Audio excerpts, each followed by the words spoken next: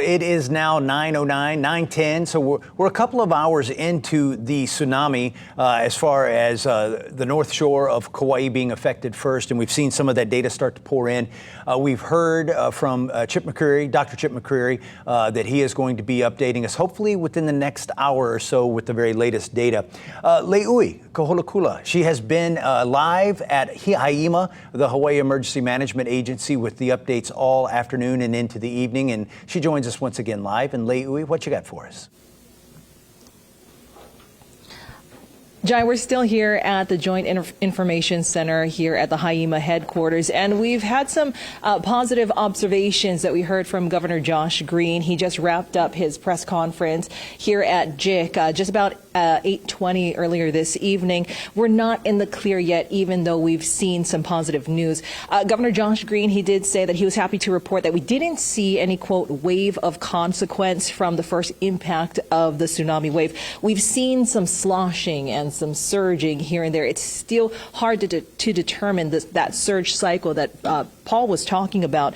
We do have some points that we do want to emphasize. Emergency proclamation, as we mentioned earlier in the day, that has been signed. Governor Josh Green emphasized earlier tonight just to lay low, stay off the roads until that all clear is given.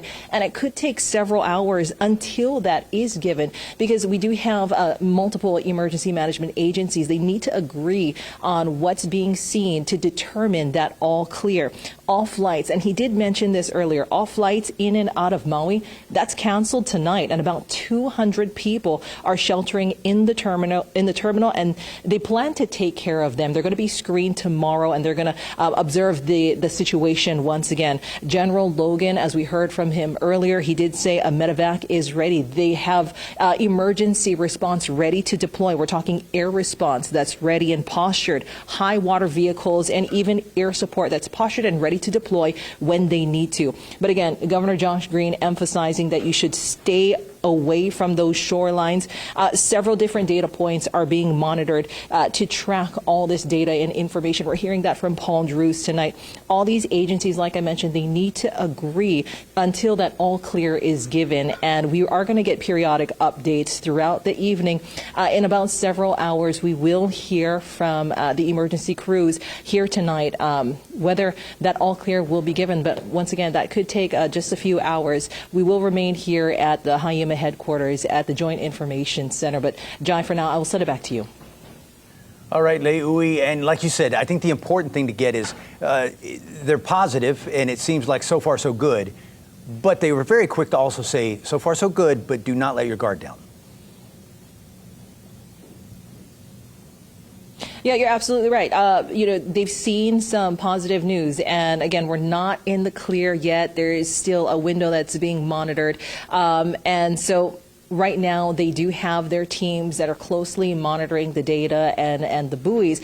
But until that all clear is given, they need mayors to agree. They need the governor to agree and sign off, and they need the other emergency agencies to agree that if everything is tracking well at this point, then that all clear is going to be given. But better to be safe than sorry. So right now, as the governor mentioned, just lay low and watch your local news stations and stick with the weather teams until that clear is given, Jai. Yeah, Leigh, and you know what? We had talked about that, the fact that it is a statewide warning, and so they're in contact with all four mayors, correct? It's not just Haima, but there's also all of the different islands that are involved in this.